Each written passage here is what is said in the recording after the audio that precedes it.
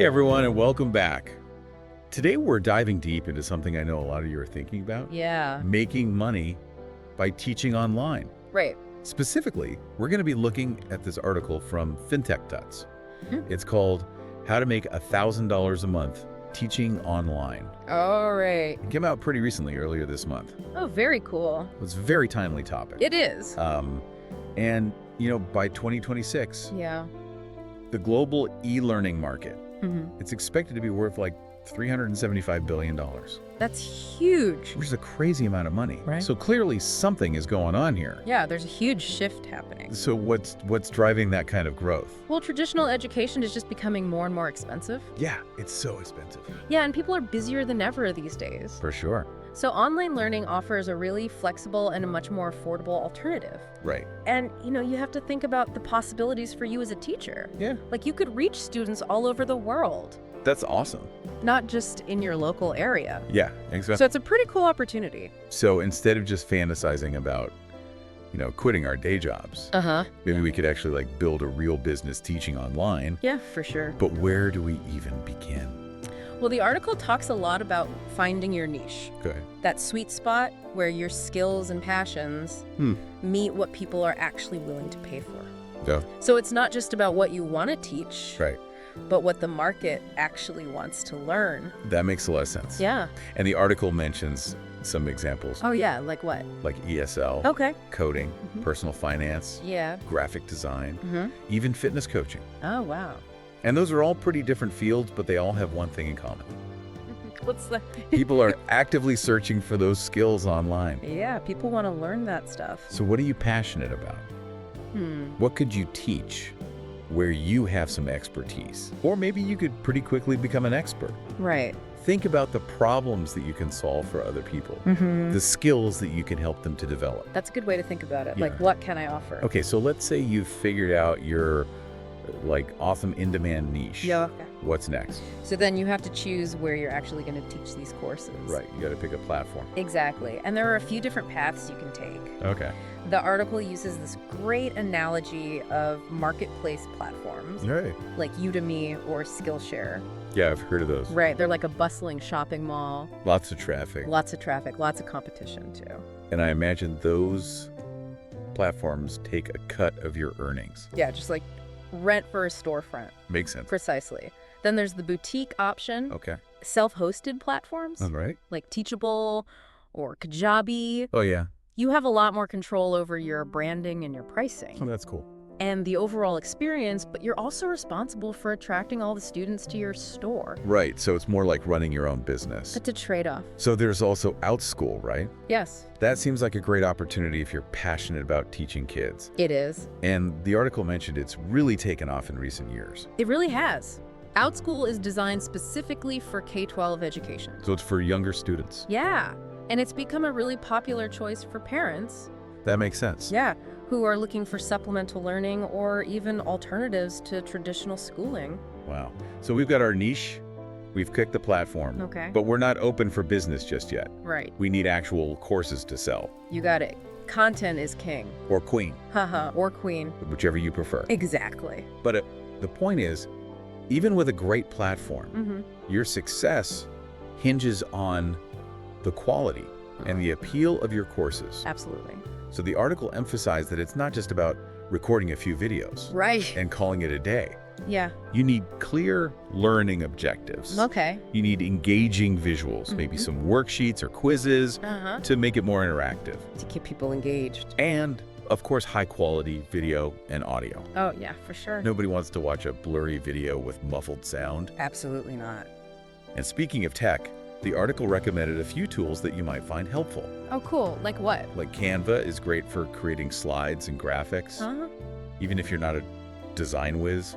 I like Canva. Yeah. It's easy to use. And then OBS Studio is a popular choice for recording videos, Oh, yeah. and it's free. Can't beat free. I know, right? Uh-huh. And then there's good old Google Docs Yeah. for writing scripts and organizing all your course materials. That's my go-to. Okay, I'm starting to get excited about this. Me too. But one question that pops into my mind is scheduling. Okay. One of the perks of online teaching is the flexibility, right? You'd think so, right? Yeah. But the article brought up this really interesting dilemma. What's that? To schedule or not to schedule. Interesting. Because a consistent schedule, it creates routine for you and your students, Right. but it might limit your reach. I see. On the other hand, total flexibility Yeah. could attract a wider audience, Makes sense. but make it harder to manage. Yeah, because then you're just constantly like on call. Right, exactly. So it's about finding that balance. Yeah, And like the article said, no matter what you choose, clear communication with your students is key. for sure. Nobody likes last-minute schedule changes. Especially when they're trying to learn something new. Exactly. Okay, so speaking of things students care about, Oh, yeah. let's talk money. All right, let's get down to business. The big question, how much do we charge for these amazing courses we're creating? Haha, right. Well, the article had some good advice on pricing, Okay. really emphasizing understanding your value Mm-hmm. and not underselling yourself. Right, but you also have to be realistic about what the market will bear. Exactly. The article suggested a few different models: Like what? hourly rates for one-on-one tutoring, Okay. flat fees for package courses, or even subscription models for ongoing access. Oh, wow, that's interesting. It really depends on your niche, the depth of your content, and your target audience. Do you have any thoughts on which pricing models work best?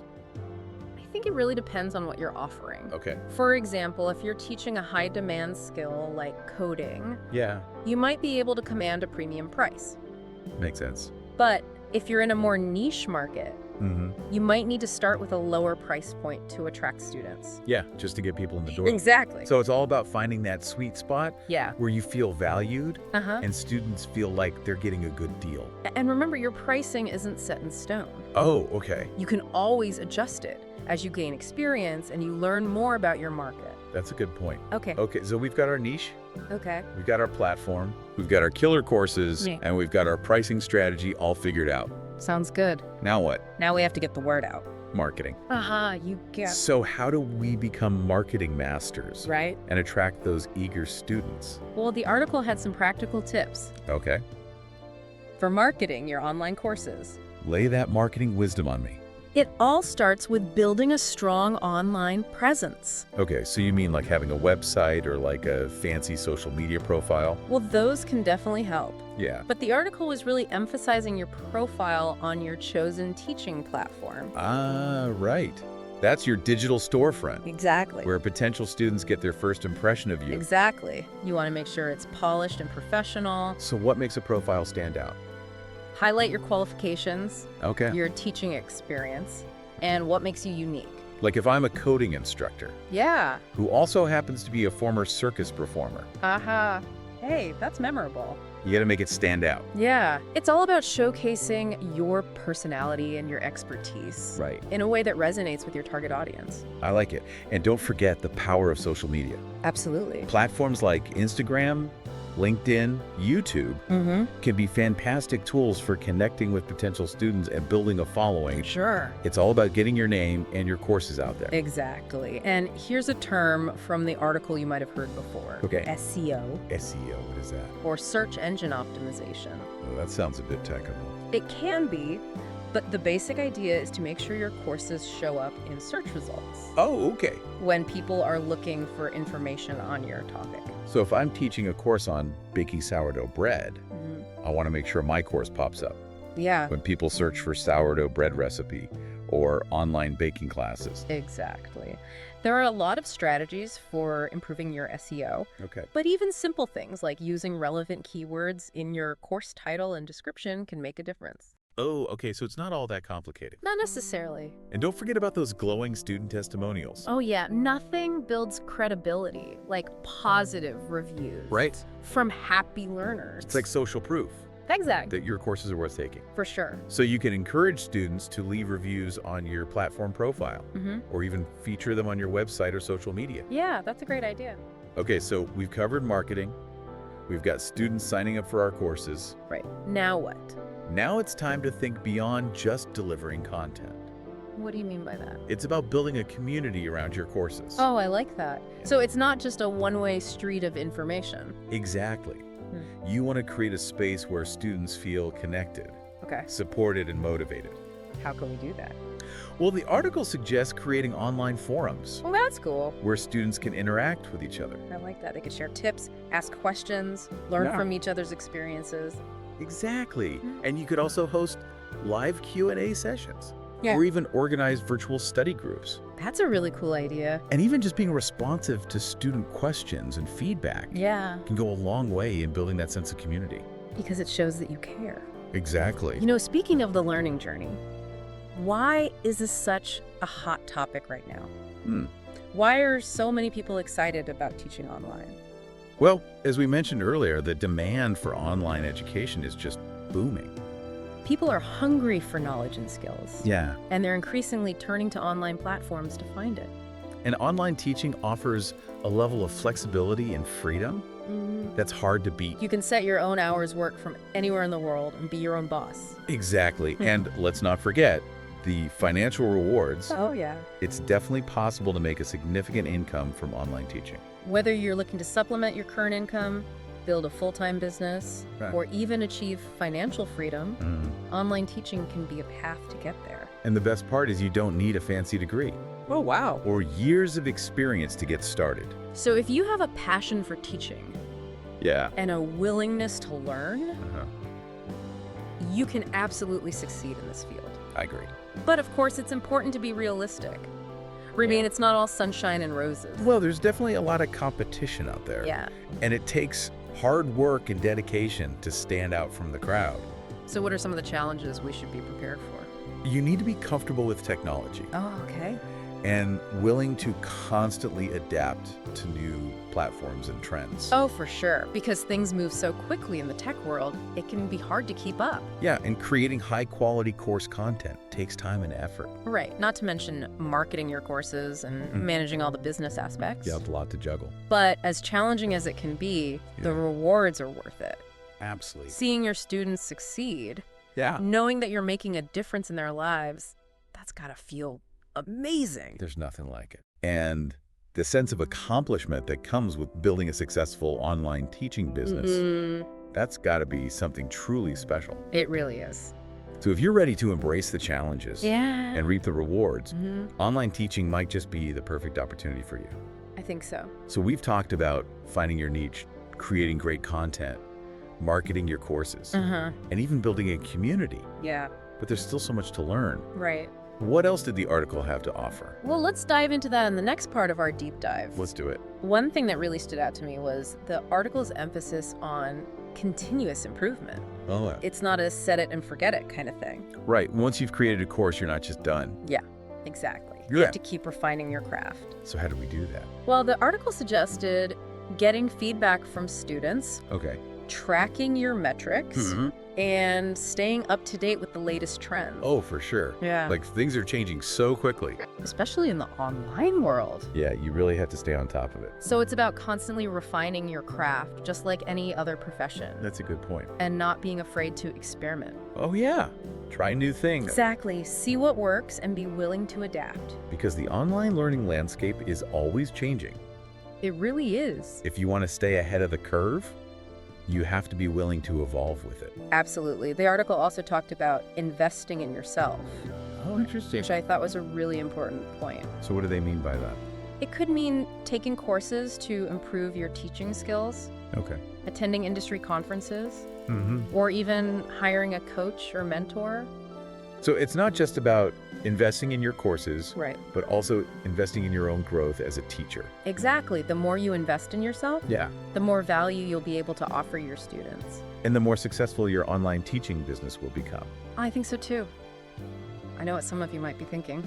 This all sounds great, but I'm not sure if I have the time or resources to make this happen. I get that starting anything new can feel overwhelming. Yeah, especially when you're already juggling work and family and life in general. You know all the things. Exactly. But the article made a good point. Yeah. You don't have to do everything at once. You can start small, Yeah, exactly. You don't have to quit your day job or invest a ton of money up front. right? Just dedicate a few hours a week to building your online teaching business. So like maybe create one short course to test the waters, That's a great idea.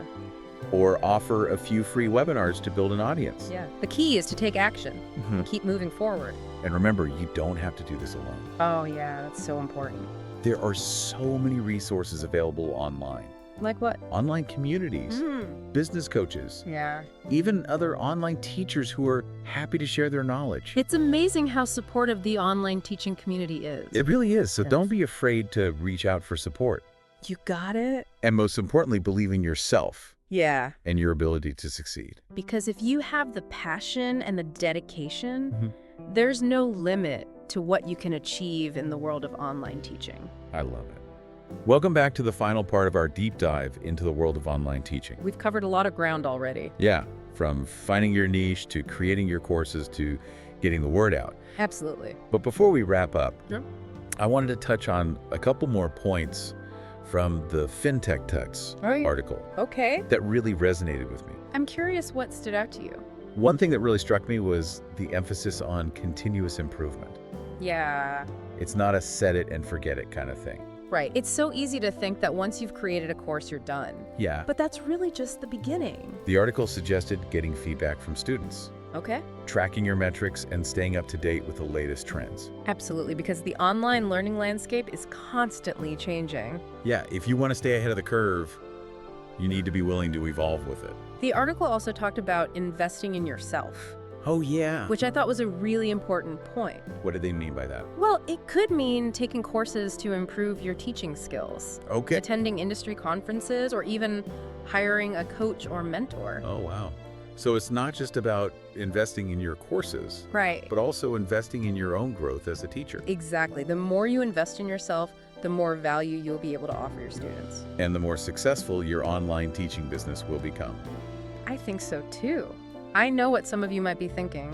What's that? This all sounds great, Yeah. but I'm not sure if I have the time or resources to make this happen. I get that starting anything new can feel overwhelming. Right, especially when you're already juggling work, family, and life in general. All the things. Exactly, but the article made a really good point. What's that? You don't have to do everything at once. You can start small. Exactly, you don't have to quit your day job Okay. or invest a ton of money up front. Right? Just dedicate a few hours a week to building your online teaching business. Maybe create one short course to test the waters, Yeah, that's a great idea. or offer a few free webinars to build an audience. The key is to take action and keep moving forward. And remember, you don't have to do this alone. That's so important. There are tons of resources available online. Like what? Online communities, business coaches, even other online teachers who are happy to share their knowledge. It's amazing how supportive the online teaching community is. It really is. So don't be afraid to reach out for support. Exactly. And most importantly, believe in yourself and your ability to succeed. Because if you have the passion and the dedication, there's no limit to what you can achieve in the world of online teaching. Well, that brings us to the end of our deep dive into the FinTech Tuts article. Okay. How to make $1,000 a month teaching online. It was a good one. We hope you found this episode helpful and inspiring. I hope so too. And remember, the world is your classroom. Yeah. Go teach something awesome. Happy teaching, everyone.